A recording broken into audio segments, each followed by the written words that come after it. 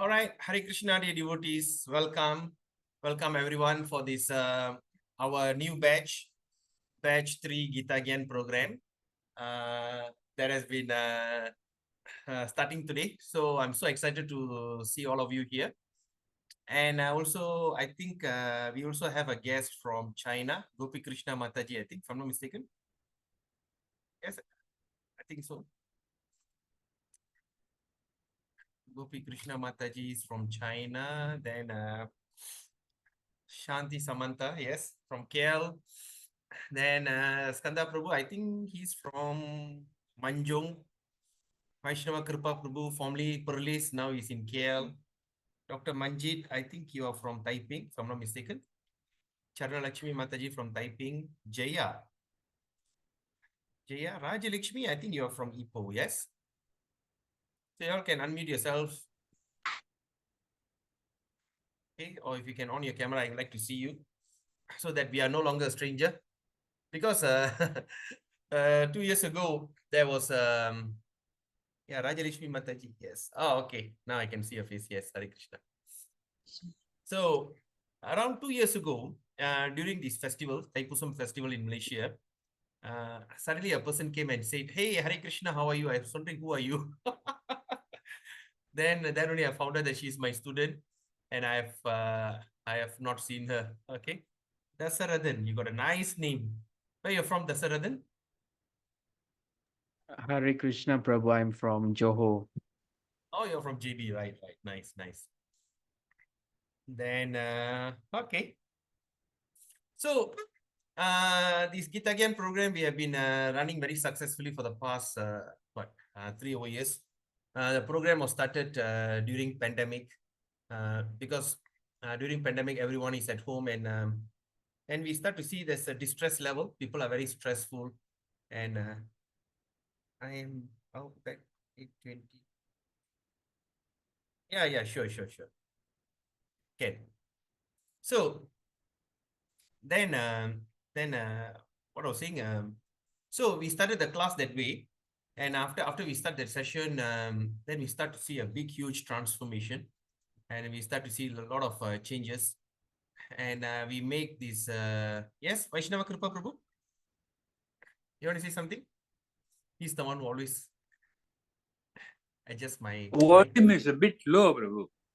My volume is low. Yeah. Lama. Now it's okay, but earlier is a bit low. Prabhu. Oh, is it? Oh, okay. It was down. All right. Okay. Prabhu always check very easy. Okay, anyway. So what I'm saying is, so ever since we started this program, okay, this Gita Gyan, let me explain to you what is Gita Gyan is all about. In Bhagavad Gita, we have total of 18 chapters, 700 verses, okay? And what we are going to go through here is the summary study of every chapter per day, all right? So what you expected to do is, after we go through the program, after we are done with this program, so I hope that you can go back and do your Gita studies. Okay, how many of you don't have a Bhagavad Gita? Especially Bhagavad Gita as it is, because we're going to refer to as it is, Bhagavad Gita as it is by Srila Prabhupada. Anyone of you don't have a Bhagavad Gita? Because I've received some donation. If anyone of you wants a Gita, I can send to you for free of charge. Because this is some of the commitments that usually devotees will take. They would like to donate Bhagavad Gita. So, okay. So as we go on, if anyone of you needs a Bhagavad Gita, please do not hesitate to tell me, inform me. Okay.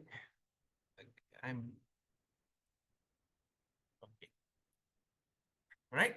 So, okay. So, anyway, please forgive me. Today I was like stuck in a very unusual jam. I'm from Ipoh actually. Ipoh is supposed to be a very peaceful place and without jam, but today the jam was extremely crazy. So, yes, Prabhu, Vaishnava Kripa Prabhu still... Can you try to raise your voice, bro? Raise my voice? Yeah. Oh, that means I need to scream, Prabhu. I'm already very loud. How about others? Am I soft? It's soft. Oh, I'm soft. Usually it's quite okay, but today is a bit soft. Just give me a second. Like, that's the setting of the mic. Huh? Huh? No, it's okay. Okay, how about now? Oh, this is echo.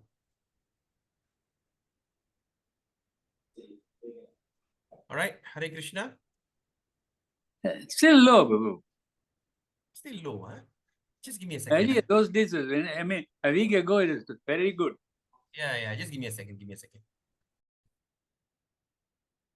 Okay, so as I say that okay, so you are expected to study your Bhagavad Gita, okay? And before we start, let's do our invocation prayer. And this prayer is actually offering our gratitude to all that preceptor, our founder Acharya, all the preceptors, and all the spiritual masters who have created an opportunity for us, all right, to have this kind of opportunity to study Bhagavad Gita as it is. Okay.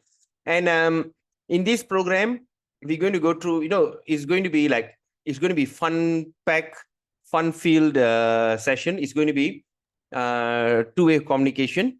So if you have any questions, please do not hesitate to ask me. Okay. Don't think, later I'll ask him in the private, I no such thing. Okay. We are trying to be as transparent as we can, and this is the opportunity, all right? Because after so many years, like some of you have not even touched Bhagavad Gita in your life, so this is a golden opportunity, all right? Make every day as your best day in your life. Okay, these 18 days is guaranteed is going to be one of the best moment of your time, like, because I've seen it from the batch 1, batch 2, and in fact in my previous sessions, they all when it comes to chapter 18, they'll be feeling so sad and upset. Oh, it's like a separation. We are not going to go through this class. We are not going to have this class anymore, something like that. Okay, so feel free to ask question. If you don't want to ask verbally, you can even type your questions. Okay, or you can also ask the question in the group, WhatsApp group. You're allowed to ask question there, but of course that is not recommended. It's best if you can ask question here so that everyone benefits. When someone asks question, that question is going to benefit everybody. Okay, the sessions will be 7:30 to 9:30, and within these 2 hours. And sometimes when we go to like certain chapters, we may overshoot. Maximum 10 to 15 minutes, or even maximum, 15 minutes is the maximum that we have overshot. Okay, so with that, let's start our program for today. Om Ajnanatimirandasya Gyananjana Shalakaya Chakshurunmilitam Yena Tasmai Sri Guruve Namaha. Sri Chaitanya Manobhistam Stapidam Yena Bhutali Swayam Rupa Kadamayam Dadati Swapadantikam Vandeham Sri Guru Sri Yuta Padakamalam Sri Gurun Vaishnavamscha Sri Rupam Sagar Jadam Shahagana Raghunathan Vidam Tam Sajivam Satvaitam Savaduta Parijana Saitam Krishna Chaitanya Devam Sri Radha Krishna Padan Sahagana Lalita Shiv Shakan Vidamscha. He Krishna Karuna Sindhu Dina Bandho Jagatpate Gopesha Gopika Kanta Radha Kanta Namustute Tapta Kanchana Gaurangi Radhe Vrindavaneshwari Vrishabhanu Sude Devi Pranamami Hari Priye. Nama Om Vishnu Padaya Krishna Prishtaya Bhutale Srimadi Bhakti Vedanta Swaminiti Namine Namaste Saraswati Devi Gauravani Pracharine Nirvashesha Shunyavadi Pashati Deshatarine. Jai Shri Krishna Chaitanya Prabhu Nityananda Shri Advaita Gadadara Shivashari Gaura Bhakta Vrinda. Hare Krishna Krishna Krishna Hare Hare Hare Rama Rama Rama Hare Hare. Om Namo Bhagavate Vasudevaya. Om Namo Bhagavate Vasudevaya. Om Namo Bhagavate Vasudevaya. Narayanam Namaskritya Naram Chaiva Narottamam Devim Saraswatim Vyasam Tato Jayamudiraye. Nasta Prayesu Abhadresu Nityam Bhagavata Sevaya Bhagavate Uttama Shloke Bhaktir Bhavati Naishtiki. Hari Om Tatsat. So, today, 7th October, we officially begin our Gita Gyan batch 3 classes.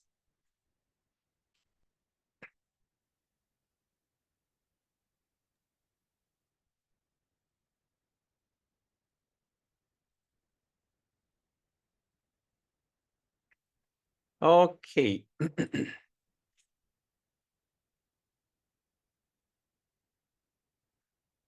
So,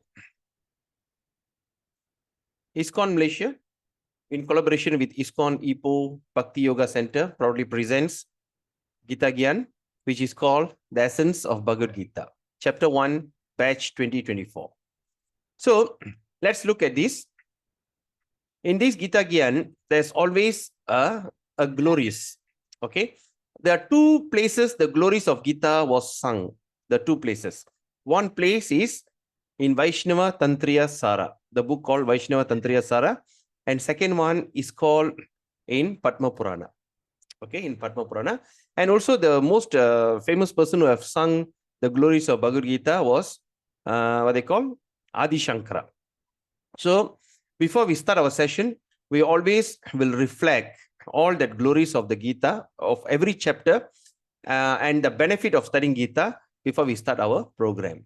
Okay, so today let's look at this. In this Vaishnava Tantriya Sara verse 22, it says, Devaki Nandana Krishno Gita Patena Tushyati Yatana Vede Danena Yakna Tirtha Vratadibihi.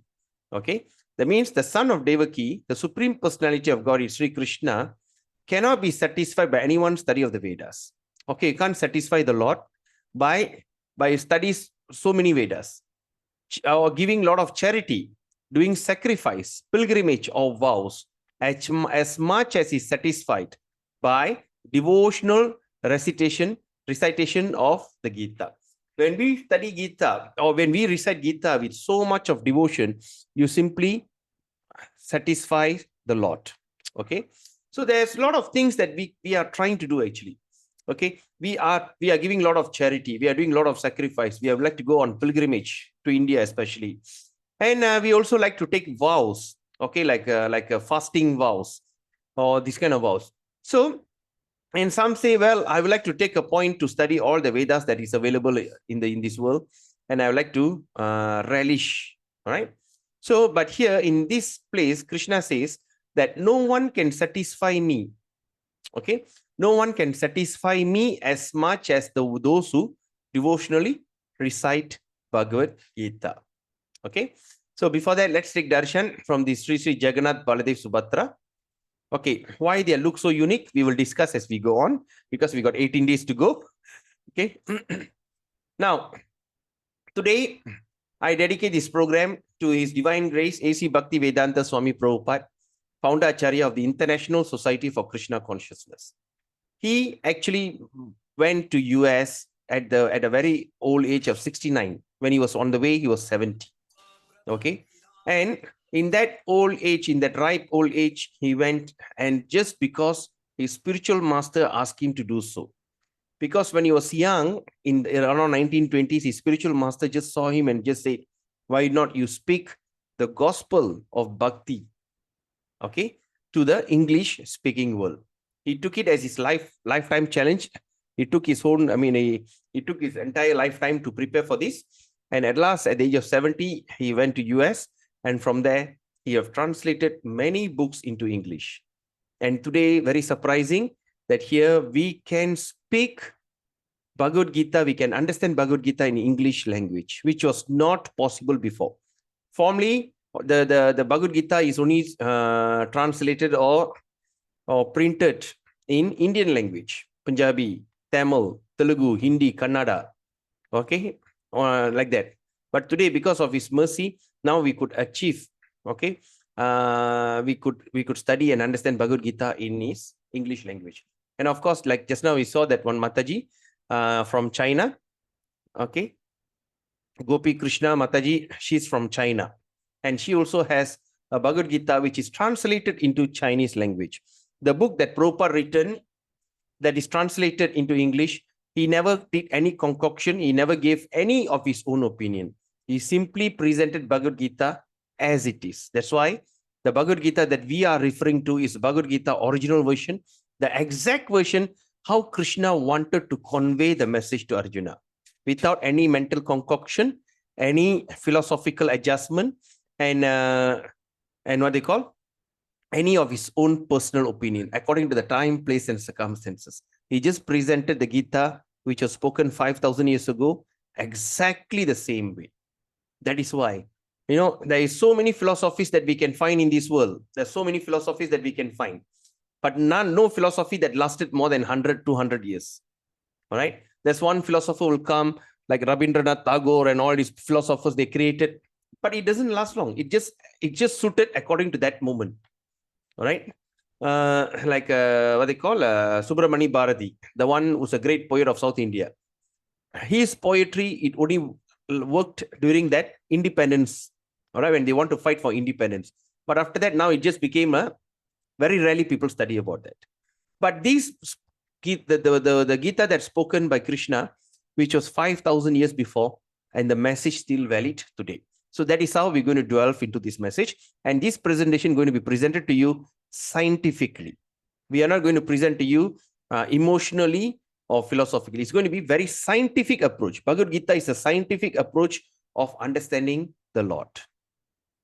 Okay, just let's watch this short video about Srila Prabhupada. I came here with a determination to start a temple. But I'm not happy yet.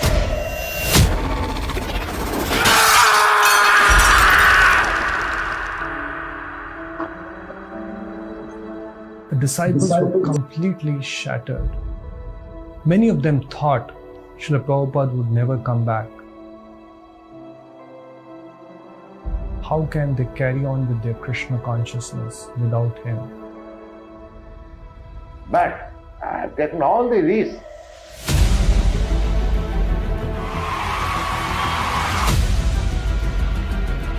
There are repeated letters, come back, come back.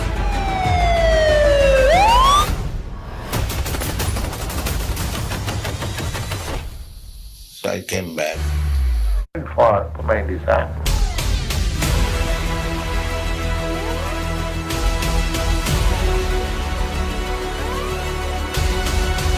I have taken all the risks in the old days because I am in duty bound.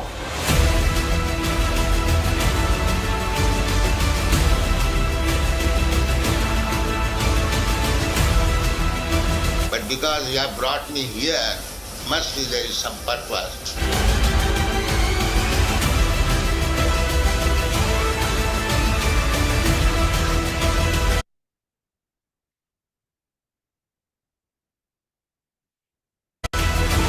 This is the beginning.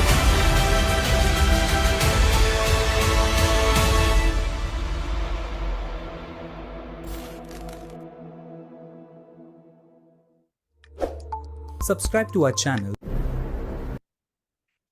So that is a brief introduction of Srila Prabhupada.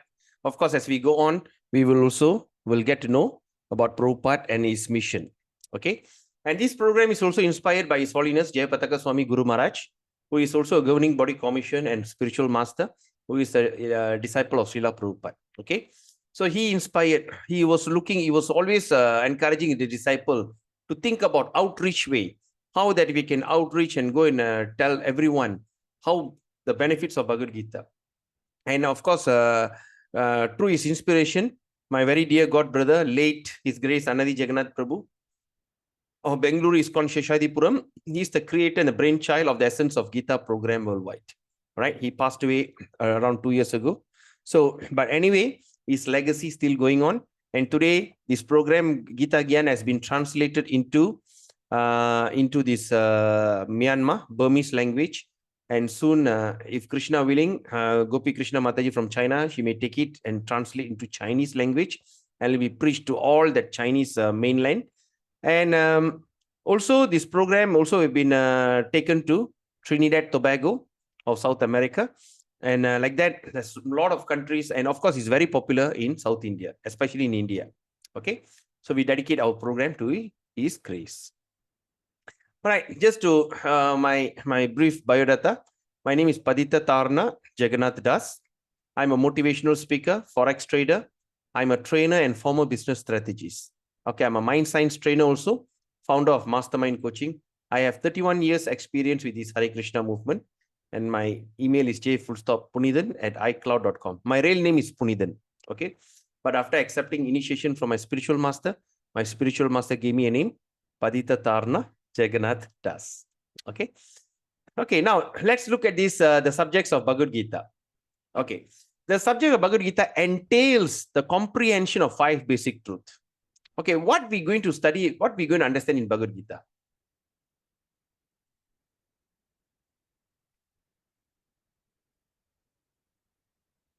Okay, the subjects of Bhagavad Gita entails of the comprehension of 5 basic truths.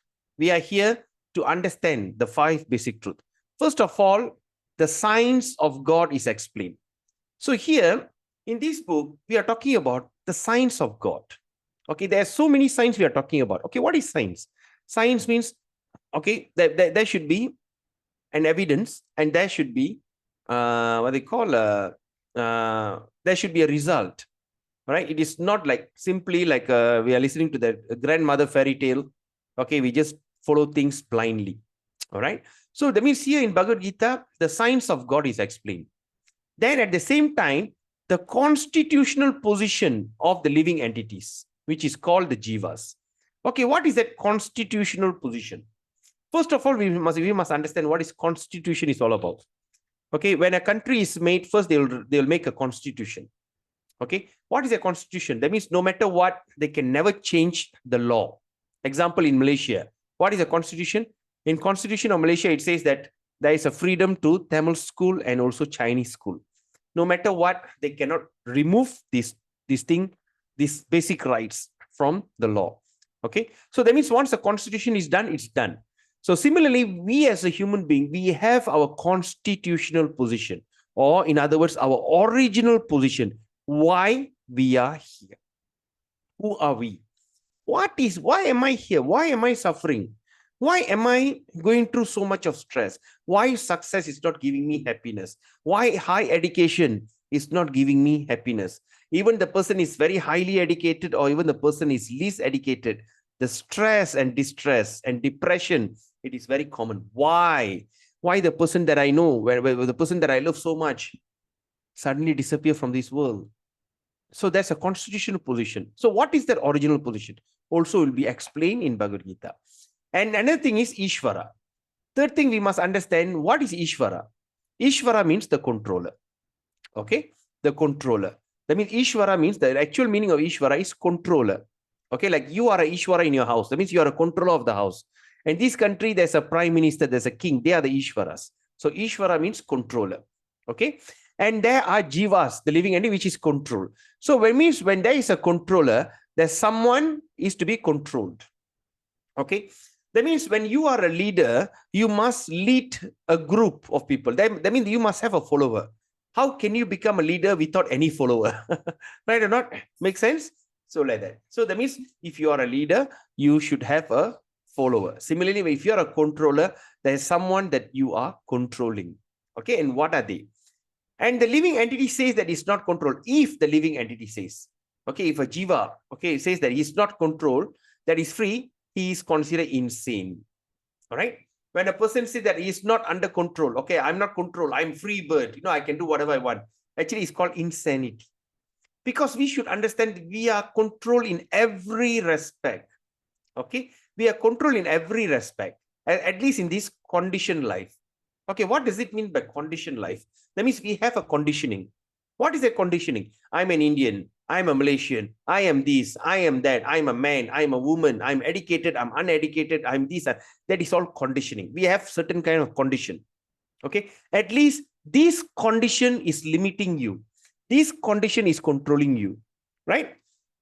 Like for instance, or if I say I am the citizen of the world. No, we won't say that. Even we say that if you go to any other foreign country, what they ask you the first thing, they'll ask you where you're from. I'm from Malaysia. So that is, we have that kind of limitation. That means we are controlled. Okay. So in Bhagavad Gita, the subject matter deals with the Ishvara, the supreme controller, the jivas. That means the jiva, Ishvara, the supreme controller, and the jivas, the controlled living entity. Number 3 is Prakriti. Prakriti means material nature, the nature that we are living now. And another thing is called Kala. Okay, the duration of time. All right, the time, the duration.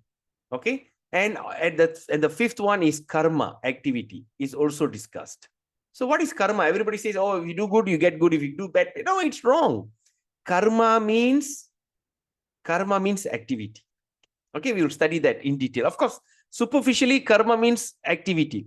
Okay, we say if you do good activity, you get good things, right? Just like if you do good karma, you get good things. Yeah, fair enough. Okay, it also makes sense. So the cosmic manifestation, we are talking about cosmic manifestation means what? The creation of this entire universe. You're not talking about earth level, you're talking about universal level. All right, is full of different activities.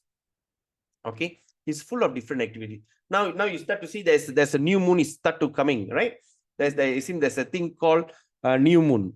Okay, so like that, there's a lot of activities in the universe. There's things are coming in and going out, and especially like in Malaysia, I mean, even in this world, even every living entity engage in different activities. Okay, sometimes when you go up the building, you just look down, you see this one car will be going this way, this car is going. It's like going all around. I mean, what are they trying to achieve? There's a lot of activities. There's no man can simply stay idle. Okay, so all living engage in different. From Bhagavad Gita, we must learn what is God. So that means what is a reference? Who is God? We must get it. We must learn in Bhagavad Gita. We must learn Bhagavad what we must learn what is God, what God is, and what is the living entity, what is Prakriti, and what is the cosmic manifestation, how it is controlled by time, and what the activities of the living entities are. So basically, this is the summary of what you're going to learn in this entire chapter, Bhagavad Gita. Okay, so now let's look at this in brief. So in Bhagavad Gita, first there's Ishvara, the controller. Okay, and the one who controls is Jiva, the individual soul. And how they control according to the Prakriti. Prakriti means material nature. And the material nature, we get the situation according to a karma. Okay, or karma means what? Example, like now I studied well and I become a doctor. So that is karma. I did well, and the nature have created an opportunity for me to work in a hospital and this and that. But all these things are controlled by the thing called Kala, time. Okay. Now, the spirit of Bhagavad Gita, we must understand.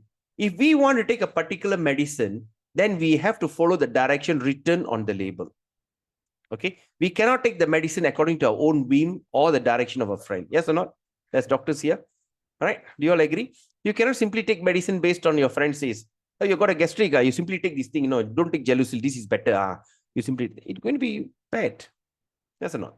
So you have to see the prescription. What is written on the label, we have to take it. So similarly, that means it has to be taken according to the direction of the label or the direction given by the physician. Similarly, Bhagavad Gita should be taken or accepted as it is, directed by the speaker himself. That means you have to accept Bhagavad Gita directly as it is from the speaker himself. So,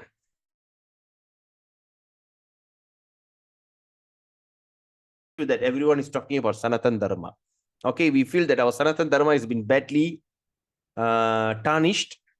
There's a lot of things, all right? So sometimes I used to say, if you don't want to have a child like Zamri Vinodan or Firdaus Wong, you better teach your children Bhagavad Gita. All right? Because nowadays, the children are asking a lot of questions. When the parents cannot answer, they start to look for alternative thing. Okay? So now what is Sanatan Dharma? A man professes to belong to a particular type of faith. Okay, when a person say, okay, I'm in certain type of religion. Okay, I'm a faith with a reference to particular time and circumstances, and thus claims to be Hindu, Muslim, Christian, Buddhist, or an adherent of any other sect. Okay, according to the time. Such designations are non-Sanatan Dharma. Such designations are non-Sanatan Dharma. A Hindu may change his faith to become a Muslim, or a Muslim may change his faith to become a Hindu, or Christian may change his faith, and so on. But in all circumstances, the change of religious faith does not affect the eternal occupation of rendering service to others. So what it means is, a person can simply change his religion according to the time, place, and circumstance. Okay, like I give you my personal example. I born in a very orthodox family. My grandfather is from India, very orthodox. Okay, and my father's younger brother migrated to England. But before he migrated to England, he was in ACS Ipoh, and what he did, he went and joined that Anglican church, because this Anglo is some or other favorable in England. So he went there, he converted to become a Methodist. All right. And he got a referral letter from that pastor, and used that referral letter. He went to England. He worked as a male nurse. After he went to England to work there, and he fell in love with an Irish lady. My aunt is an Irish. So that Irish aunt of mine, she is a Catholic. Because love is blind, the wife, and my aunt is such a strong character, no choice. So what happened? He gave up his faith in a Methodist. He converted into Anglican. He converted into Catholicism. So after he became a Catholic, then they all used to go to the Catholic. The wife doesn't allow him to go to Methodist church. Then after that, they migrated. Then after that, they migrated to New Zealand. They settled down in New Zealand today. And my cousin is an atheist. So what happened? Because she come back and tell the parents about atheism, and some other parents says, yeah, it makes sense. So what I'm saying is, we can simply change our religion. We can be Hindu today, tomorrow we can be Christian, day after tomorrow we can be a Buddhist, then the following day we can be a Muslim. Then after that, I find all this not nice, I come back to Hinduism. So this is not Sanatan Dharma. All right. The Sanatan Dharma means, okay. So the Sanatan Dharma, the eternal occupation. Sanatana means eternal. Dharma means occupation. So the eternal Dharma is of a human being is to render service to others. We are all servant to others. We can be even high class, or we can be very high flying person. Still, we are servant to others. We are serving others. Yes or not? We cannot stay without serving others. Just like what they call a manager is supervisor serves the manager. The manager serves the what they call general manager. General manager serves the board of directors. The board of directors serves the president, and the president serves the chairman serves the president, and the president goes back home and serves his wife and children. So their service is going on. Okay. The Hindu, Muslim, or Christian in all circumstances is a servant of someone. Thus, to profess a particular type of faith is not to profess one's Sanatan Dharma. The rendering of service is Sanatan Dharma. Now you all understand what is Sanatan Dharma means? The rendering of service to others. Okay. Now let's look at this. Gita Mahatmya one. Okay, this is from okay. So this Gita Mahatmya here, it is from what do you call Adi Shankara. So this is the Mahatmya that we'll be studying. In Tamil we call Magime, Gita Magime. Okay, let's look at Gita Mahatmya. Gita Shastram idang punyam ya patet prayata puman Vishnu padam avapnoti baya shokadi varjita. Baya means what? Fear. Shokadi means sogam, lamentation. Varjita, thrown away. One who with regulated mind recites with devotion this Bhagavad Gita scripture, which is a bestower of all virtue, will attain to a holy abode such as Vaikuntha. Okay, the residence of Vishnu, Lord Vishnu, which is always free from mundane qualities. Okay, what is Vaikuntha? Vai means without suffering. Kunta means place. Kun means area, place. So Vaikun means the place there's no suffering. So that means you always free from mundane qualities based on fear and lamentation. So that means when we are with regulated mind, every day we recite Bhagavad Gita, we can achieve the highest success of humanity. All right. Whether we make it there or not, but at least we can achieve tremendous peace of mind. Okay. Now the question is there any questions, any comment anybody like to say something before I continue? All okay? You can thumbs up if everything is okay. Yes, okay, Prabhu. Okay. All right. So why Bhagavad Gita as it is? Now there's almost 500 over editions of Bhagavad Gita in the market, more than 500 editions. But why we choose the Bhagavad Gita as it is by Srila Prabhupada? All right? Because we must understand this is the original version from time immemorial. Message from Parambara as it is. Evam Parambara Praptam Imam Rajar Shayo Viduhu. Bhagavad Gita 4.2. Okay? This Bhagavad Gita as it is received through the disciplic succession. That means he's talking about Guru and he has a disciple. The disciple becomes a Guru. He has his disciple. Like that, it comes down in a disciplic succession, or we call parampara. So when you look at this parampara like this, all right, if you can see here, okay, Krishna, he has a disciple called Brahma. Brahma's disciple is Narada. Narada's disciple is Vyasadeva. Vyasadev's disciple is Madhva. His disciple Padmanabha, Narahari, Madhava, Akshobja, like that, it comes down. Vidyanidhi, Rajendra, Jayadharma, Purushottama, Brahmanya Tirtha, Vyasa Tirtha, like that, it comes down until we come to that Bhakti Siddhanta Saraswati Prabhupada, and of course at last A.C. Bhaktivedanta Swami Prabhupada. So that means this is the thing that receives parampara or the disciplic succession. Why this is very important? All right. When we are simply following the disciplic succession, we don't have any motive behind it. I have no motive to create my own theory in interpreting the Bhagavad Gita. Okay, I don't have my own theory. So what I am going to do here is I'm so going to simply present the theory or the understandings what has been brought down in this parampara system. That's why when we talk about disciplic succession or the parampara, this is considered the most unique and authentic way.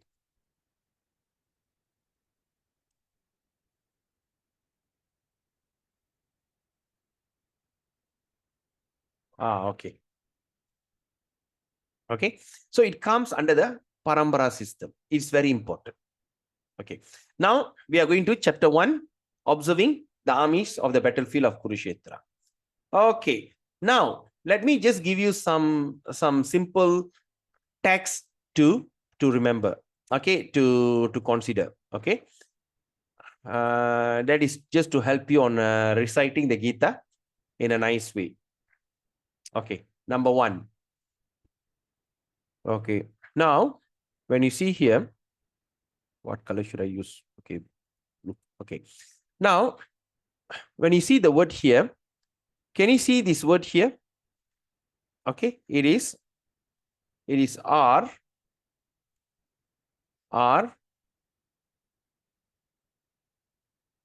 with a dot at the bottom. Okay. You see the R at the bottom, R with the thing. Okay, what does it mean is, okay, this is something unique in Sanskrit. You can't find it in any other language. When you see R at the bottom, the pronunciation rrr, drr. So drr, like Krishna, rrr. Okay, my tongue is not twisting well. Okay, drr, rrr, rrr. So drr, drr. Okay, when there's a R sound at the bottom, what are you going to put? You're going to put drr, drr. Are you all following me? You want to try? Anyone? Drr. Okay. Tastra. Not drr. The tip of your tongue, put it here. Drr. Vroom, vroom, vroom. Okay, anyway. Okay. Now you see, there's another thing here. There's an A. Okay, Mataji. All right, there's a A. Okay, and above the A, there is a Dash. there's a dash. Okay, there's a dash above the A. So what does it mean? So that means here we pull the raga. Okay, Dhritarashtra. Okay, Ra. Okay, but similarly, when you see here, this A here, all right, there's no sound. So that means you're just going to say A. So ta. Ra. Okay. So that means when you see the word here, A. So what are you going to pronounce? Uva. Okay. Here. Cha. Cha. Small A. Okay. Mataji, please mute yourself. Okay. So uvacha. Okay. So uvacha. So that means, and another thing is when we see this word like A, E, U, O. No. When you see E and O, what you can do, you naturally can pull the raga. Okay, we don't need to have any indication to say that you pull the meter or make the meter short. Okay, like example, like what we say here, Dharma Kshetri, Kuru Kshetri. Okay, All right, Kshetri. Can you see the word E here? Okay, there's a word E here. Okay, E. So when we see the E here, naturally we pull the raga. Kshetre. Or we can even make it short. Kshetre. All right, E means we naturally pull the raga. E or O, we naturally pull the raga. Okay. Now, another thing that I would like to inform, update here is S. There's a 3 types of S. Okay, there's a 3 types of S. The first S is, okay, the first S is if there's a dot at the bottom. Okay, when you see the S with a dot at the bottom, what are you going to pronounce? You're going to take the tongue and roll it, put in the phalanx. Sha. Sha. Are you all following me? You can try. You can unmute yourself and try. Sha. And please make sure you mute back. Sha. Okay. Sha. Okay. This means Sha. So that means Dharma Kshetre. Sha. So you just roll your tongue and put your Sha. Sha. Okay. The second one, if you see the S with the apostrophe. Okay, when you see the S with the apostrophe, where we can find? Can we find? Okay. If you can see it over here. Okay. You see there's a S with the apostrophe. That we're going to pronounce shampoo. Shampoo. Sha.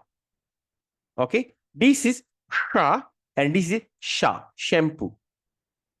Okay. And the third one as just a simple S without anything. Just a S. All right. Skanda. Santi. All right. Dasa. Sa. Okay. Like that. Okay. Any questions? All okay? But of course, as we go on, we will try. We will teach you. Yes, Prabhu, Skanda Prabhu, you want to say something? No, got it. Thanks. I got it, eh? Yeah. Okay. How about Shanti Samantha Mataji? You got it? So the whole word Dhritarashtra, how do you say the name? Okay. Dhritarashtra. Dhritarashtra. Dhritarashtra. Ish. Shatra. When you see the T at the bottom dot is Koti. T. Dhritarashtra. Okay. Okay. Now this is I'm just sharing just for you to have when you chant the Sanskrit, it sounds very pleasurable. Okay. Yes. Now let's look at 1.1. Dhritarashtra vacha dharma kshetre kurukshetre samaveta yuyutsavaha mamaka pandavaschaiva kim akurvata sanjaya. So what does that mean? So Dhritarashtra vacha. Dhritarashtra vacha means Dhritarashtra said. Okay. Dharma kshetre kurukshetre. Oh Sanjaya. Okay, now we have a few characters here that I would like to say. First of all, Dhritarashtra is a blind king. Okay, Dhritarashtra is actually the what do you call elder brother to Pandu. Okay, when you see the 5 brothers here, the Arjuna,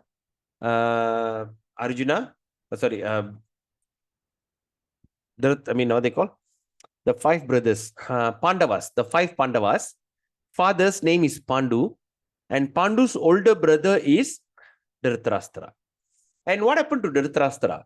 Dhritarashtra is born blind, and he's the eldest in the family. He's supposed to be the king, and he was supposed to be the king, but because he born as a blind person, he was not qualified to be the king.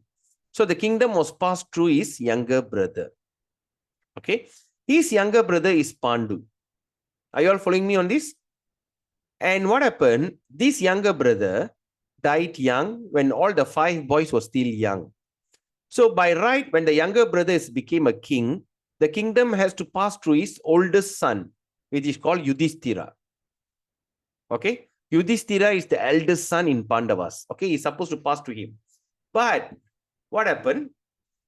He was so cunning, because he also had his own children, headed by Duryodhana. The eldest is Duryodhana. And Duryodhana was so perfect. He is perfect. He's very intelligent. Everything is perfect. So he was thinking that he's supposed to be the king, but because of his blindness, he missed the kingdom. So when his younger brother died, when Pandu died, he was given. That means the kingdom was given to Dhritarashtra as a caretaker king. So according to the law, if you are a caretaker king, once that Yudhishthira or the son of Pandu is grown up, is become able, you have to pass the kingdom to him. But what he did, he cunningly passed the kingdom to his son Duryodhana. And after that, in a very deceitful match of gambling match, they banish all these 5 boys, the 5 Pandavas, the brothers, into forest. All right, for 14 years. And he was thinking, in that 14 years is sufficient enough for Duryodhana to establish himself as the king of Kaurava.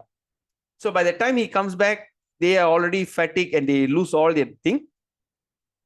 By the same time, Duryodhana is well established as the emperor. Okay.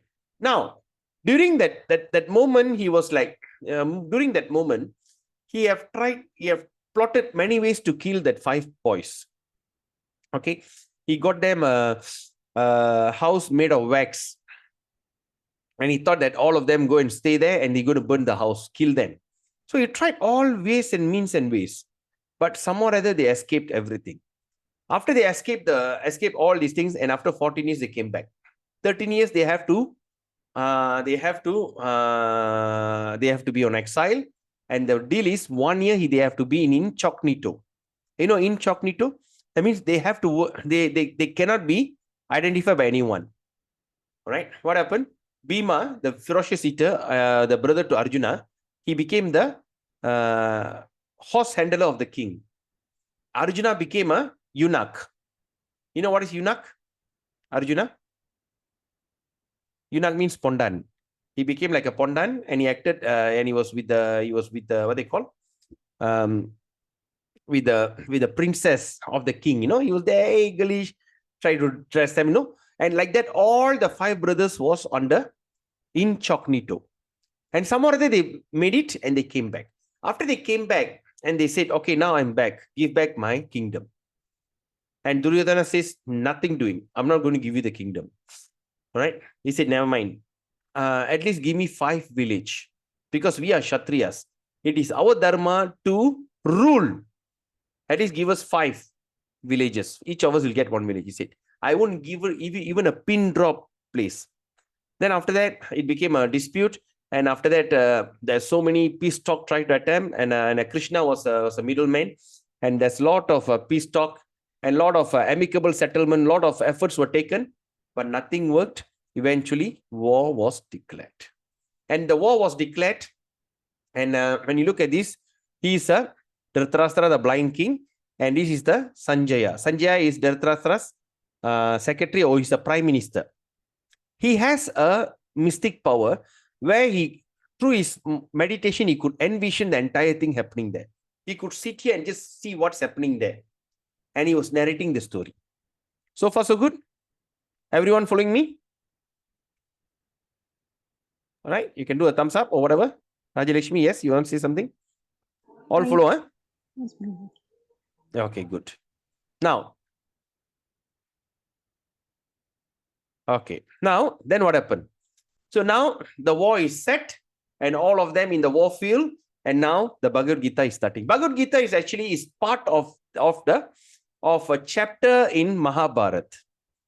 Mahabharata is a big book, all right? It is an ancient history of India. And in that book, you know, and this Mahabharata was created for the people who are not interested in bhakti or less educated. They like, you know, like people, sometimes you see that people love to read history. They like to read about old stories, history. So that is how Vyasadeva tactfully kept a chapter of Bhagavad Gita, he inserted into that entire epics of Mahabharata. All right. Okay. Now, so now the war was declared. All of them gathered in the battlefield, and now Dhritarashtra is asking question. So vacha means asking. So Dhritarashtra vacha. Dharma Kshetre. What is Dharma? Dharma means place of pilgrimage.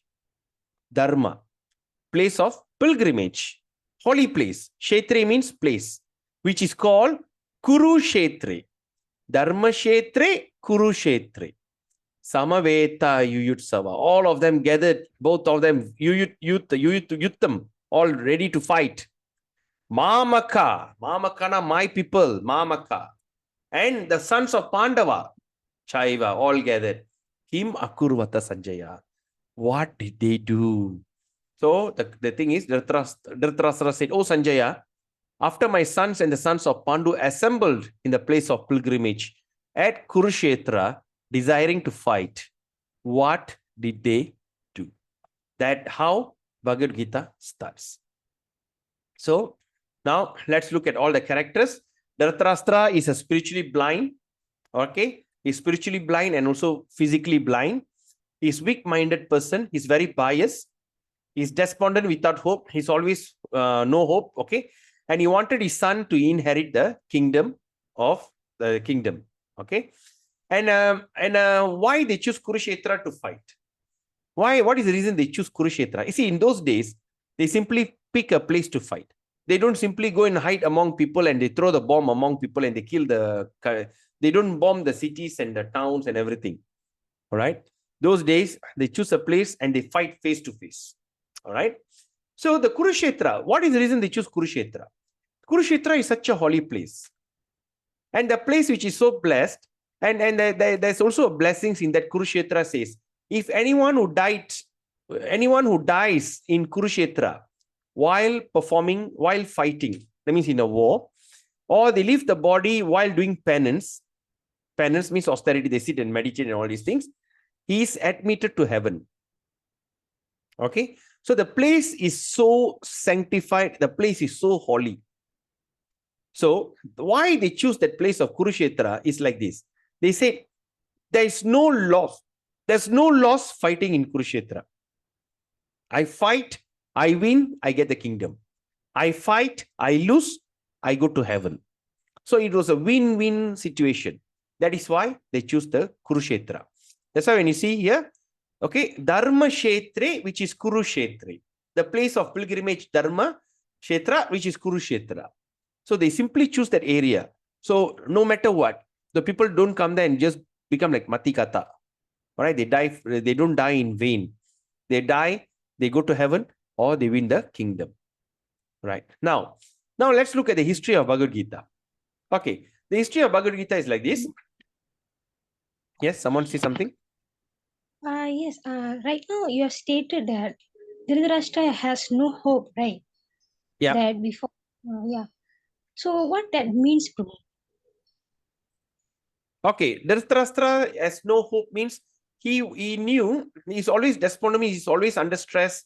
He knows that despite the son is very capable, the son is still useless. He has no hope. Example, when Duryodhana was born, when he was born, he sounded like a donkey. You know, when sometimes baby cry, he sounded like donkey. You understand? Okay. So when suddenly the father who is a great king, suddenly son sounds like a donkey, he start to have no hope. That's why his name became Duryodhana, the one who sounds like a donkey. Okay, Mataji? So it's like he already has the blindness with him. So he No, he's already actually blind. He's already blind. Yeah. So he expected his son to be better, but his son also. Yes, correct. Understood. Correct. So he was expecting the son because you see, when Duryodhana and Arjuna were all in the same Gurukul, Arjuna and the Yudhishthira and all these people, they will always defeat him in many ways. Okay. They can never defeat these boys, even from childhood. Like Arjuna can simply shoot the arrow without even looking, just by looking at the shadow of the water, you know. And the club, there's a danda, the club. The Hanuman will be carrying a club. There's a thing, the round ball, with the handle. Right? They call club. Yes. Even the club play, Bhima used to defeat him in so many ways. So that means he never seen him winning over these Pandavas, even from childhood. So that means he's despondent. That means he has no hope. That's why you're so worried. That's why when you look at this, he said, worried. Why? He's asking, what happened? Dharma Kshetri, Kurukshetri, Mamaka. Mamaka means Yemakal, my people. Can you imagine both of them are the same family? Right? And here itself, we can understand how cunning he can be. You got it? So he's asking the question is so much of worrisome. Okay. Now let's look at the history of Bhagavad Gita.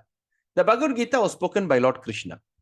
And he spoke to Arjuna when approximately 5,000 years ago. Okay, at the battlefield of Kurukshetra. And total number of verses here is 700 verses. In Bhagavad Gita is total 700 verses or slokas, they call it. Dhritarashtra spoke once. Sanjaya spoke 41 times. Arjuna spoke 84 times, 84 verses. And Krishna spoke 574 verses. All right. So now let's look at that size of the army. Okay, what is the size of the army? Both sides, they are waiting, getting ready to fight. All right. The size of Kaurava army is 11 Akshoni. The size of Pandava army is 7 Akshoni. So Akshoni is considered a Vedic calculation. Okay. Like just now, Raja Lakshmi, do you know what is Kati means? Satu Kati, Dua Kati? Don't know, Prabhu. Don't know, eh? You don't know what is 1 Kati means? How many gram? You don't know, eh? Don't know. That is those days calculation. 1 Kati is equivalent to 600 grams. Mataji, you remember or not? Yes. Then we call Satu Yes. Gantang, right? Yeah. We go to shop, we buy rice, we don't ask for, give me 1 kilo, 2 kilo. Kasih 5 Kati, Satu Gantang. That's how. So Yes. Raja Lakshmi, that is what the old calculation. So the Vedic calculation is Akshoni. 11 Akshoni and Pandava army is 7 Akshoni. So what is 1 Akshoni means? The size. So 1 Akshoni is equivalent to 21,870 chariots. They have a chariot battalion. You know the soldiers on a chariot. 21,870 elephants. Okay, you know the elephant soldiers. 65,610 horses. Okay, and 109,350 infantry. That means the foot soldiers. Are you following me? So that is called 1 Akshuni. So the ratio that they made is 1:1:3:5. That means every 1 chariot, 1 elephant, 3 horses, and 5 foot soldiers. Okay, that's the old calculation. So when we look at Kaurava army, Kaurava armed force, they have the total of 11 Akshoni means they have 2.45 million soldiers, 240,570 chariots, 240,570 elephants, and 721,710 horses. Kudarapadai. And the size of Pandava is 1,530,900 soldiers, 153,090 chariots, 153,090 elephants, and 459,270 horses. So this is the place. This is the world's biggest civil war that ended in matter of days, and everybody died. All right. Now let's look at verse 1.3. So 1.3, before that, is already, do you like to take a short break? Anyone? It's already 1 hour. Do you like to take a short break, 2 minutes break? Just get up, stretch yourself and come back. Yes, Prabhu. All right. Because to create the efficiency, we just take now it's 8:41, just take 3 minutes. All right. Just stretch yourself, get up and just come back. It's going to be even more interesting. Okay. Hare Krishna.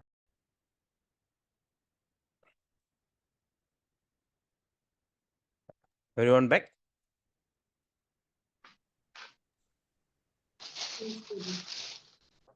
Yes, Prabhu. Okay, Prabhu.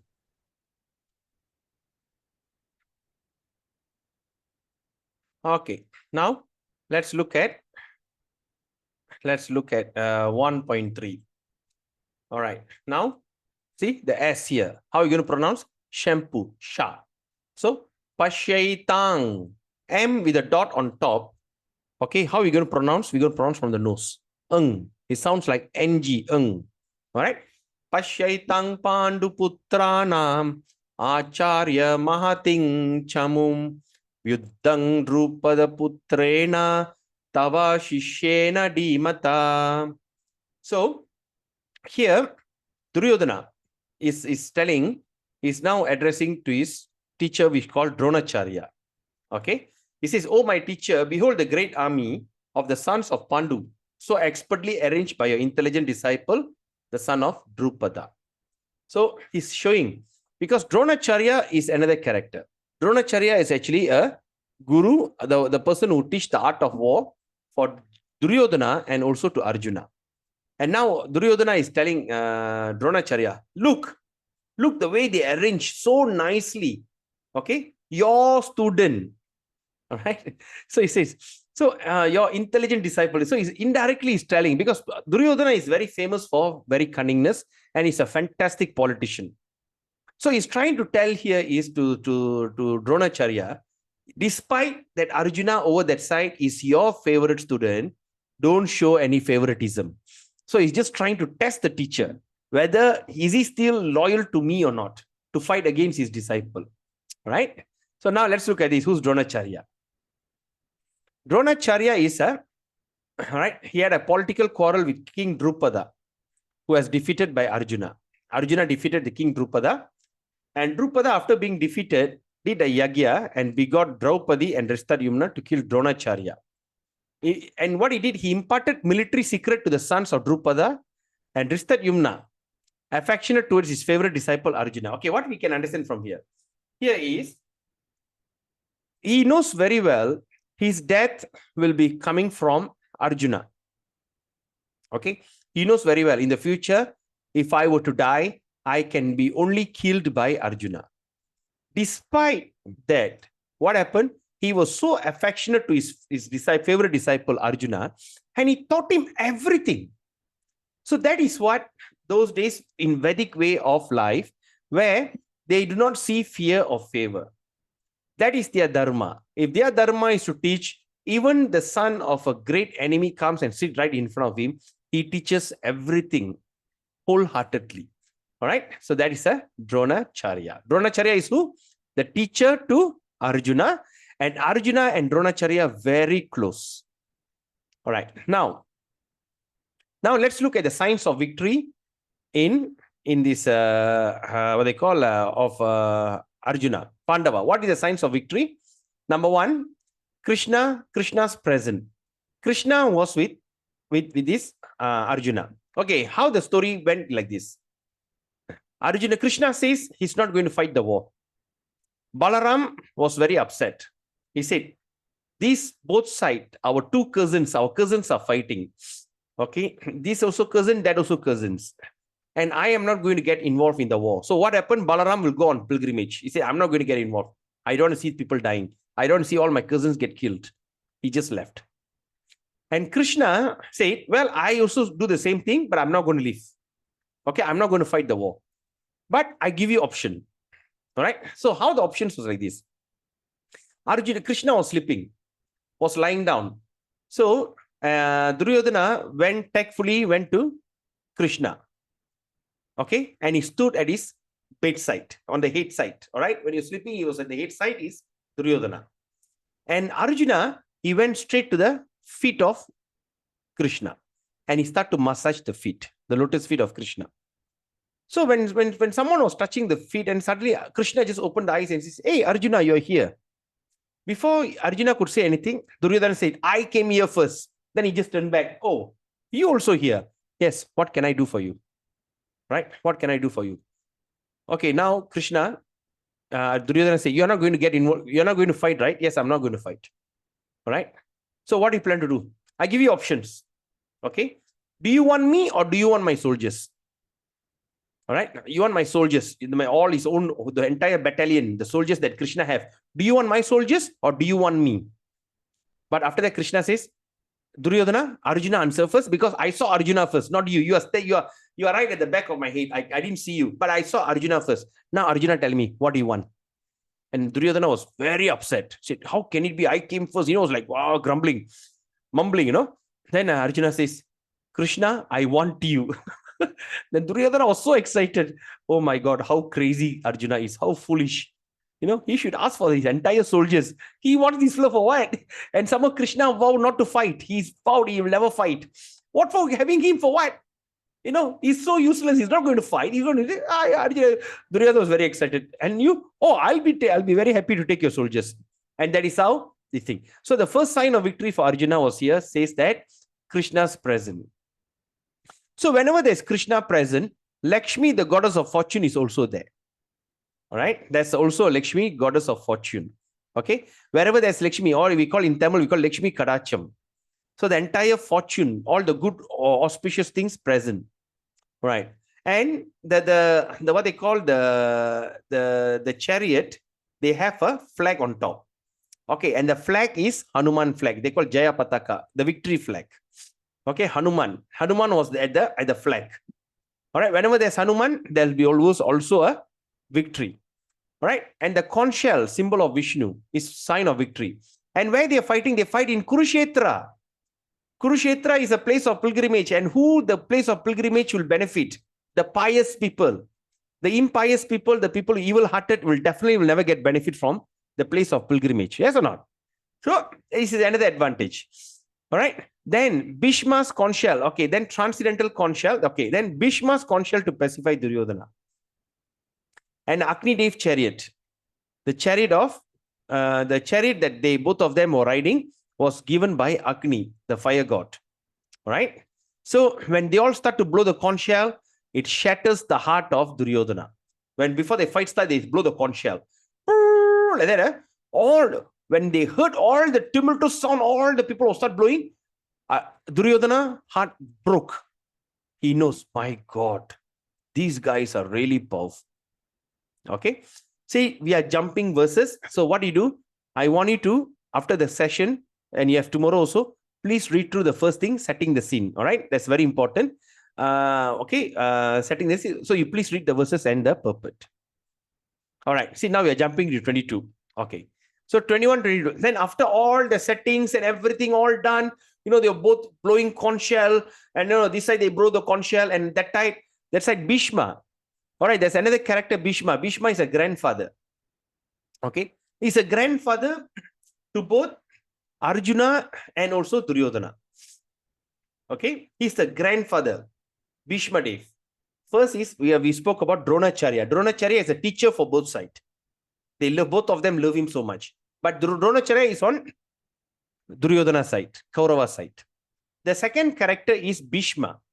Bhishma is the grandfather. The grandfather who took care of them so nicely. All right. And he also, unfortunately, on the side of Duryodhana, want to fight against Arjuna. Okay. Now you all understand. Now let's look at 21-22, verse 21-22. Arjuna vacha senayor ubayor madhye ratang stapaye me chuta yavat etan nirikshehang yodu kaman avastitan kairmaya sahayodavyam asmin rana samudyame. Senayor ubayor madhye. Madhye means middle, madhyam, right? Middle. So Arjuna said, oh infallible one, please draw my chariot in between the two armies. He's telling who? He's telling to Krishna, because Krishna has become his chariot rider. Can you imagine? That is another example of renunciation. Okay, what is that being a chariot rider? If you are a chariot rider or Saradi, that's why his name became Partha Saradi. The chariot rider means when a chariot is driven, when the soldiers are behind and want to shoot the arrow, they cannot tell, go left, go right, go left, go right. They cannot tell that. Hey, driver, go left, left, left, right, go right, right. They cannot say that. They just kick on the back. When the soldier will become aiming, he kick on the right hand side. The chariot will, the driver will bring the chariot to the right. When he kicks in the middle, when he kicks at the left, the chariot will be. So he get kicked always at the back. Right? So now Arjuna, the Krishna has already agreed to become the chariot rider of his beloved cousin and his close friend. All right. So then he says, so that's why, and now, okay, now you understand that Krishna is a chariot rider. Then Arjuna said, oh infallible one, please draw my chariot in between the two armies. So he said, bring the chariot in between the two armies. so that I may see those present here. I want to see who is here, who desire to fight, and with whom I must contend in this great trial of arms. That means to whom I should fight. See, in those days, the general fight with the general. The horse battalion fight with the horse battalion. The elephant battalion fight with the elephant battalion. The king will fight with another king. It is not like when people fighting from the back, they shoot the arrow, they kill. No, they want to see with whom they fight. So when the 2% fight, other people never get involved. That is, so he said, bring the chariot right in middle. I want to see who's there to fight. And you know what Krishna do? He will take the chariot and bring, he park right in the middle of the two armies. Right? Then what happened? Arjuna becomes overwhelmed.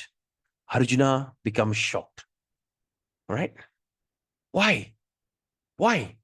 Arjuna becomes shaken. The reality strike him. You know? He was like quite confused. Say, oh my God, what am I looking? You know why? Because Krishna brought the chariot and parked right in front of his grandfather Bhishma. He went and parked right in front of grandfather Bhishma and Drona and all these great people.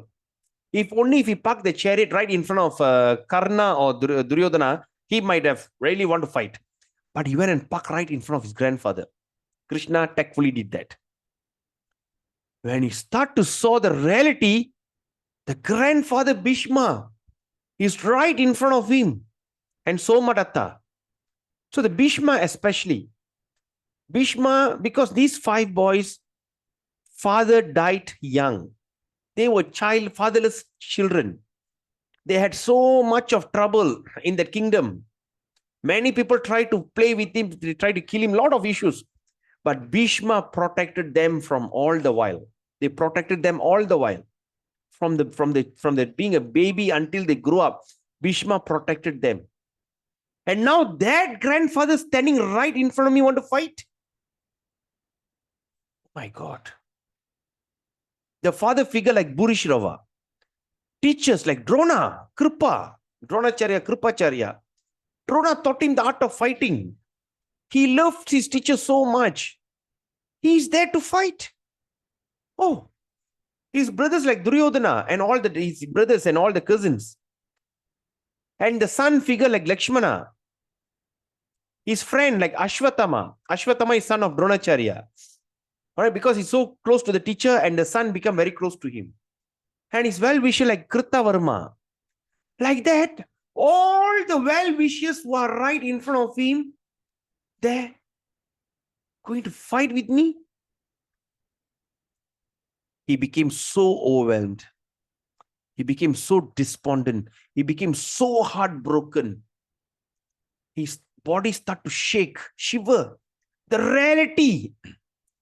He never expected, least expected to see all that family members, all his best friends, all the people are standing there right in front of him with the upraised weapon, just waiting to say charge and want to come and kill. Oh my God. He couldn't believe his eyes. So what happened to him now? So what happened to Arjuna now? He started to show the symptoms of extreme depression. We all have depression, stress or something like that. But what Arjuna went through is extreme. So what are the symptoms he experienced? He said the limbs of the body are quivering. All the limbs of the body all shaking, shaking. Mouth is drying up. Have you all experienced that? Suddenly when we hear some bad news, body will be like shaking, it will be like out of control, feel like fainting. The mouth is become dry up. The whole body trembling. Right, the hairs all having a goosebump, all standing to the end. And he says, the Gandiva bow is slipping from my hand. The Gandiva bow. The bow Gandiva that he's keeping will never come out from his hand, never slip from his hand. Even the Gandiva bow is slipping from him. And he says, skin is burning. His skin is all burning. I'm unable to stand here any longer. Arjuna says, I cannot stand here any longer. He was like, start to blabber. He was like, severe. Okay. Then after that, he says, I'm forgetting myself. My mind is reeling, going back to all. Oh, how can that be? My grandfather. And I see only cause of misfortune. All right. He only can see cause of misfortune. You don't see any happiness there. You know, he was so depressed. He's extremely depressed. Anyone of you experienced that before? Like this kind of any symptoms? I had, right? When I was lecturing in UTM, Skudai, suddenly I heard a news. My sister called and says, "Father will never make it. Please come back." You know, in HUKM KL. Suddenly, I feel like my body will start shivering, my mouth dry up, my whole skin start burning, and the pen that I'm holding start falling down. So when that situation, I remembered all these things. Oh yeah. But of course, what I went through is nothing. But compared to what Arjuna is going through, is in severe stress. Then Arjuna started to give, not to fight. Right? He said, I'm not going to fight. No point fighting. Okay? Because he says because in verse 28 and 30, he says, compassion for friends and relatives. All right? Compassion for friends and relatives. Because he knows that all the friends feel very compassionate. How can I kill them? Right? And their wives and children are very close to him. Hey, Uncle Arjuna is here, Uncle this thing is here. And suddenly imagine the wife will come to Arjuna and says, how you are so close to my son, my husband, and yet you killed him? He says, how am I supposed to see all that? You know, cannot. And he says, no enjoyment even victorious, 31 and 35, 31 to 35. He is lamenting. No enjoyment even victorious. What does that mean? All right. Even if I win this thing, see, if I want to celebrate something, I must have my relations with me. Yes or not? I cannot celebrate my birthday by myself. Happy birthday to me, happy birthday to me. I just can't. No, I need few people to celebrate with me. So what's the point? If I'm victory, I win the entire empire, but I have no one to be with me. You know? Then after this is fear of sinful reaction. What happened to all the ladies in the house start to curse me? You know, Arjuna, you're such a betrayer. What did my husband do to you? He was always so nice to you. He's always close to you. What's going to happen? You know, you actually kill. I curse you that you will know this. So he's so worried about sinful reaction. 36 to 38. Destruction of family tradition. He's giving excuses. The family tradition is destroyed because all the men are staying here to fight. When the man is not there, how the prince in the kingdom going to be trained? You know, what's going to happen? So he started to give excuses. And of course, the fifth reason, he couldn't make a decision, whether to fight or not, whether it's worth it or not. He couldn't make a decision. Right? So first, let's look at compassion. Arjuna, being soft-hearted devotee, become overwhelmed with compassion and forget himself. When he sees his relatives before him, he has become fearful due to material conception of life. Okay, we will discuss this in Bhagavad Gita as we go on. Number 2, he is talking about lack of enjoyment. Arjuna argues that he will not be able to enjoy the kingdom even if he won at the cost of the lives of his family members. My own family members, I killed them. What to enjoy? Right? Like what happened in Nepal. There's a king, right? There's a prince. Suddenly he went amok. He went and shoot all the king. The king killed everybody. Then after that, he thought, everybody dies. All the kings and queens, the whole family member, even including the servant, everything shot dead. Then after that, he was wondering, what am I supposed to do? Then he killed himself. Pam. There goes the kingdom of Nepal. The last king was killed. All right, like that. Then number 3, fear of sinful reaction. The killing his own kinsmen. Arjuna argued that killing one family is sinful and will lead to hell. And destruction of family, argues that destruction of the dynasty will lead to unchaste women, unwanted children, and the end of spiritual culture. All right. Now let's look at text 45. Yadimam apratikaram ashastram shastrapanaye dartarastra rane hanyus tante shema tarang bhavet. So what now? After all this argument, you know what he says? Yadimam apratikaram ashastram shastrapanaye dartarastra rane hanyus. Better for me if the son of Dartarastra, weapons in the hand, were to kill me unarmed. Let them come and kill me. And unresisting in the battlefield. I'm not going to fight. I just kill, let him kill. Let them kill. All right? He's giving up. 46. After all this incident happened, now Sanjaya is reporting to Dhritarashtra. He's saying, Sanjaya Uvacha Evam Ukvarjuna Sanke Ratopasta Upavishat Visirjasa Sharang Chapang Shoga Samvigna Manasa Sogam. Right? So Sanjaya said, Arjuna, having thus spoken on the battlefield, cast aside his bow, put aside his bow and arrows, and sat down on the chariot. He sat down. His mind overwhelmed with grief. He was in so much despondent. He was so grief. He was so sad, so heartbroken, extremely depressed. He just don't know what to do. All right. Losing the family members and all this is such a terrible thing. He was so sad. All right. It's full grief. Right. So now that's all on this chapter 1. So let's recap. So what we have studied here. So now first we understood the blind Dhritarashtra. All right. He's so blinded and he's the cause of the war. Significant of Kurukshetra. Okay.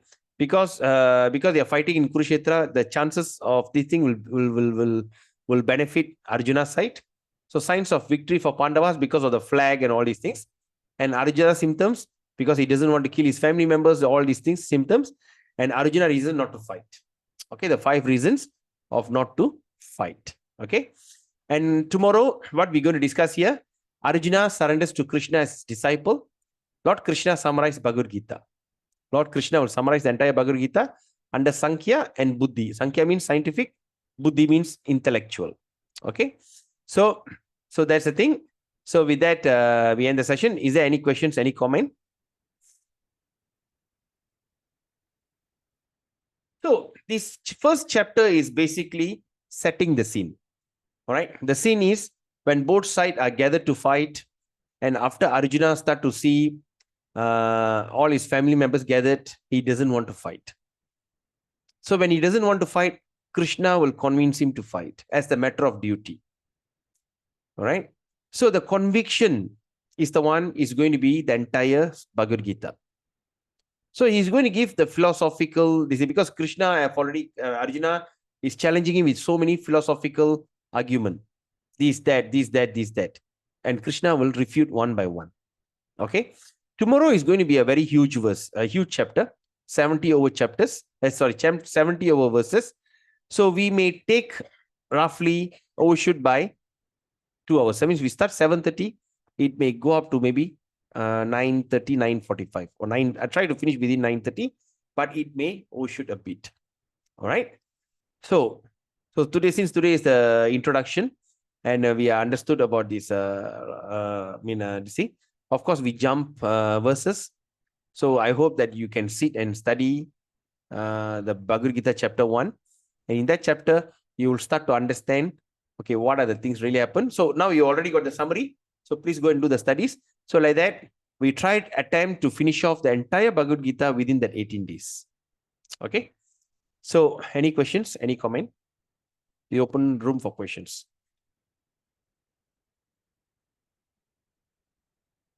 You have to unmute, Mataji. Prabhuji, Yeah. for this first chapter, what is it like? If I want to remember Bhagavad Gita first chapter, what phrase or what is the main message I should remember to apply it in my daily life? Like this first chapter. In first chapter, actually, what he's saying about that Arjuna is actually representing us, human being. All right, he's representing us with all the challenges that we are going through in life. We have so many challenges. So Arjuna is kept into a very severe challenge. Right? So if Arjuna, so just like Arjuna was like lamenting just like an ordinary person. He doesn't want to fight against his family members because he's fear of all these things. That means he had a lot of excuses. Okay. The first chapter is setting the scene where Arjuna starts lamenting. Arjuna is heartbroken into pieces. All right. There's nothing significant that you can remember in chapter 1. Chapter 1. Okay. The real So starts from chapter 2. So challenges is there in life and you have to be ready to face it. Of course, he haven't started ready yet. He's now only crying. Okay. Now Arjuna crying. Arjuna putting his hand on his head and start grumbling and he just fall down. He just put everything. He just, I don't know what to do. He's lamenting. Right? So end with lamentation. In chapter Okay. chapter 2, that's when the real thing starts. Krishna will be asking. Scientifically, you think that's Uh, really. Arjuna will be asking. Krishna will be asking. What do you call? What is the verse? Kasamalam. That means he says, how this impurity came upon you? It doesn't fit a person who knows the culture and knowledge. So that's how it starts. And it's going to be very interesting. Chapter 2. Thank you. Thank you, Ji. Okay. Sometimes when we talk about ahimsa, sometimes we cannot be ahimsa. Like sometimes they say, ahimsa, non-violence. So the violence has to be applied at the correct time, at the correct place. And the one who can apply that ahimsa, the one who can apply that aggression, all right, is the one who are qualified to do so. Not everybody could take the weapon and go to the street, to terrorize or this thing, all right? The person like soldiers and all these people are allowed for aggression. So the ahimsa theory of Gandhi, it doesn't make sense. Okay. If ahimsa means at last the India was won with this thing, right? Okay. Any other question? Thank you, Ji.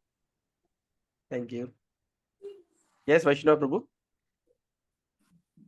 Prabhu, your idea of having Isobenazet along with Bhagavad Gita will be difficult to finish reading, Prabhu. Which one? Isobenazet. Ishopanishad, okay. Along with Bhagavad Gita, it will be difficult to read in time, Prabhu. No worries, no worries. That is different, Prabhu. We will read together. Ishopanishad, we read together. But not both at the same time. Ishopanishad, we're going to do in the morning. Yeah, and then night Bhagavad Gita, but to read both and come back, got no time, no? No, morning, you're going to read along. Oh, I see. I prepared the presentation ready. Okay. Hare Krishna. Hare Krishna, Prabhu. I have a small question. For the Chinese, so many names of the first chapter is quite confusing. So normally I would suggest them don't pay attention to the names, just get what they are talking about, or just go directly to the second chapter. Is that okay? Actually, Mataji, the first chapter is the one that they will start to understand the scenario. Because see, we must understand that Bhagavad Gita was a situation where Arjuna was in terrible stress. He's in terrible frustration, right? So that's how they will see that. And after that, how Krishna is teaching Krishna step by step. How Krishna teaching Arjuna step by step. That's from chapter 2 to chapter 18. So the characters that we understand is only few. Number one is Dronacharya. Number two is Bhishma. That's all. Only this one or two, few characters is enough. But of course, today, because I'm I'm saying about few characters from Mahabharata. But in the real presentation, if you want to present to the Chinese, we just take one or two only. We just take two main one. Dronacharya and Bhishma Deva. Dronacharya is a teacher. Bhishma Deva is a grandfather. Okay? Okay. Thank you, Papa. Because I was out, so I missed the first part of your... No. I will share that. I will share the recording to you. I will share the recording to your WeChat. Because the normal one you can't receive. Huh? Yeah, I will share to you WeChat. Yes. Thank you. And also, Mataji, what we can do, see, like for instance, there's a person from South America and also Burma translating into their language. So what I suggest, translate according to your flavor. So how the China devotees can accept. Maybe little characters. Maybe all that you can just put it aside. You can just tell the scenario what happened. Then you go to the chapter 2. That's when this thing. Because chapter 1 is important because that is how they can understand the the situation that is this thing. Okay. Yes. Thank you. Yes. Because in the beginning, I don't have a experience. So many people, new people get confused by so many names. So they are frightened and then they give up. So Yes, now yes. I learned. Okay. Thank you. Sure. No. Thank you, Mataji. Loa saying you Tamil, what does it mean? Is it in Tamil? Tamil means what? Bhagavad Gita or what? Loa?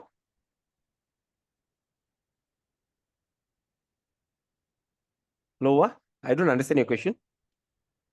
You're asking whether this Gita Gyan in Tamil? Yeah, is it recited in Tamil as well?